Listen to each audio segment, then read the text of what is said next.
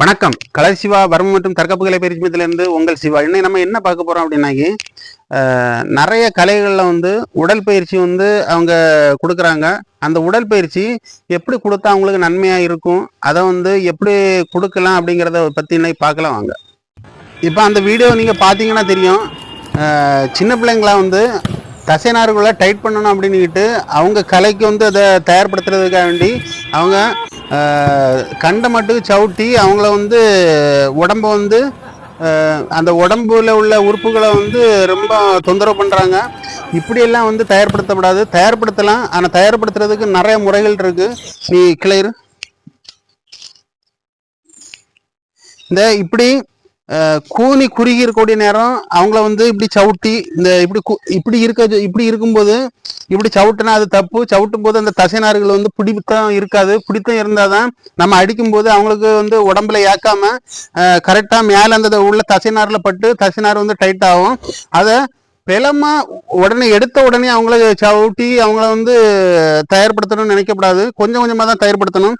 முதல் ஒரு பஞ்சு மாதிரிப்பட்ட இதை வச்சு இப்படி அடிச்சு அப்படிதான் தயார்படுத்தி அவங்கள வந்து டைட் பண்ண சொல்லணும் உடம்ப.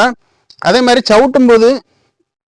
சவுட்டும் போது கையை இப்படி வச்சாதான் அந்த தசைநார் வந்து டைட்டா இருக்கும். அவங்களுக்கு இப்படி இருக்க சொல்லிட்டு நிமிந்து இருக்க சொல்லிட்டு அதன் பிறகு டைட் பண்ண சொல்லிட்டு நம்ம அடிக்கணும். அடிச்சாதான் அவங்களுக்கு வந்து பாதிப்பு இருக்காது. இப்போ நீங்க அந்த வீடியோல பாத்தீங்கன்னாலே தெரியும். அவங்க கண்ட மட்டுக்கு நம்ம சவுட்டுறதுனால உள்ள இருக்கக்கூடிய உடல் உறுப்புகளை வந்து சேதாரமாகவும் அவங்களுக்கு வந்து உடல்நிலை சரியில்லாம போகும். சரி எதிரி. இப்போ நம்ம தயார்படுத்துறதுக்கு வந்து நிறைய வழிகள் இருக்கு. இதை நீங்க இப்படிதான் பிள்ளைங்களை வந்து இப்படிதான் நம்ம தயார்படுத்தணும் அப்படிங்கக்கூடிய இதை வந்து செய்யாம இருங்க. டைட் பண்றதுக்கு தசைநார்களை டைட் பண்றதுக்கு உடற்பயிற்சிகள்னு பார்த்தா நிறைய உடற்பயிற்சிகள் இருக்கு. நீங்க அதை செய்யலாம்.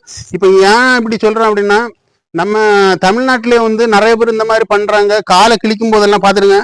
காலுக்கு இப்படி பண்ணும்போது அவங்க சப்போர்ட் நம்ம வந்து கொடுக்கறது வந்து கொஞ்சம் கொஞ்சமா கொடுக்கணும். அவங்கள மூஞ்ச பார்த்தாலே அவங்களுக்கு தெரியும். அப்ப சப்போர்ட் கொடுக்கும்போது நம்ம தேவைக்கு அவங்களுக்கு வந்து எவ்வளவுக்கு முடியுமோ அதை விட கொஞ்சம் எபெக்ட் கொடுக்கலாம். நம்ம அந்த செப்புல வந்து காலை வச்சு சவுட்டி கீழே தாக்குறது இப்படி எல்லாம் இருக்காம, ஏன்னு சொல்லனா இந்த செப்பு நவுண்டவங்க எல்லாம் வந்து எந்திரி இந்த மாதிரி அவங்களுக்கு வந்து செப்புல நவுண்ட் இருக்கு.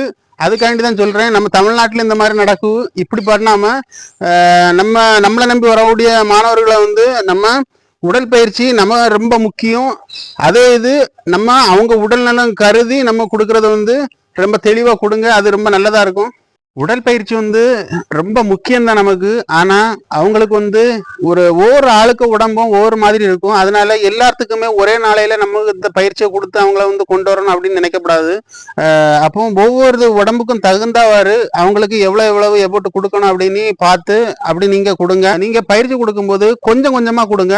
அவங்கள வந்து எப்படி அவங்களோட முன்னேற்றம் எப்படி இருக்கு, ஒவ்வொரு ஆளுக்கும் உடம்பு ஒவ்வொரு மாதிரி ஒத்துழைப்பு கொடுக்கும். அதுக்கு தகுந்தவாறு அவங்கள கொஞ்சம் கொஞ்சமாட்டு அந்த பயிற்சியில கொண்டு வாங்க. கொஞ்சம் கொஞ்சமாட்டு கொண்டு வந்தாச்சுனாக்கி அவங்கள வந்து சீக்கிரம் நம்ம ரெடி பண்ணி நல்லா ஸ்ட்ராங்காட்டும் கொண்டு வரலாம்.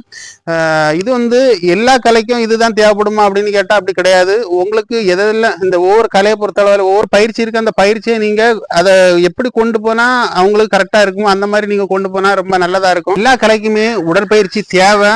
உடற்பயிற்சி வந்து நமக்கு நன்மையானது.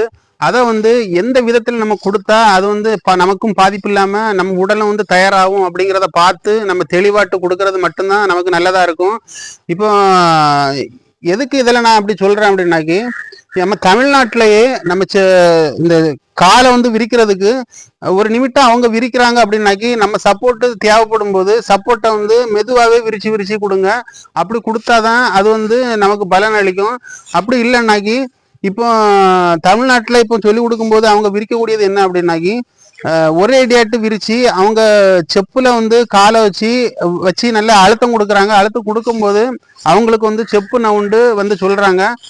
உடல் பயிற்சி செய்யும்போது இப்படி செப்பு நவுண்டு அப்படின்னு சொல்றாங்க. அதனால தான் சொல்றேன். இதை வந்து நம்ம தேவைக்கு நம்ம உடம்புக்கு தகுந்தவாறு மெதுவா நீங்க வந்து தயார்படுத்தினா மட்டும்தான் அது வந்து உங்களுக்கு பலன் அளிக்கும். அதை நம்ம ஒரே நாளையில எல்லாமே செய்யணும் அப்படின்னு நினைச்சுக்கிட்டு நம்ம பண்ணணும் அப்படின்னாக்கி அது வந்து தவறு. நம்ம உடம்புக்கு தான் பாதிக்கும். நம்ம மாணவர்களுக்கு வந்து நம்ம உடல் பயிற்சி கொடுக்கும்போது அவங்க உடம்பு எவ்வளோத்துக்கு வந்து தாங்கும் அப்படிங்கிறத பார்த்து ஒவ்வொரு ஆளுக்கும் உடம்புக்கும் தகுந்தவர் நம்ம பயிற்சி கொடுத்தோம்னாக்கி அவங்களுக்கு வந்து பாதிப்பு இல்லாமல் இருக்கும்.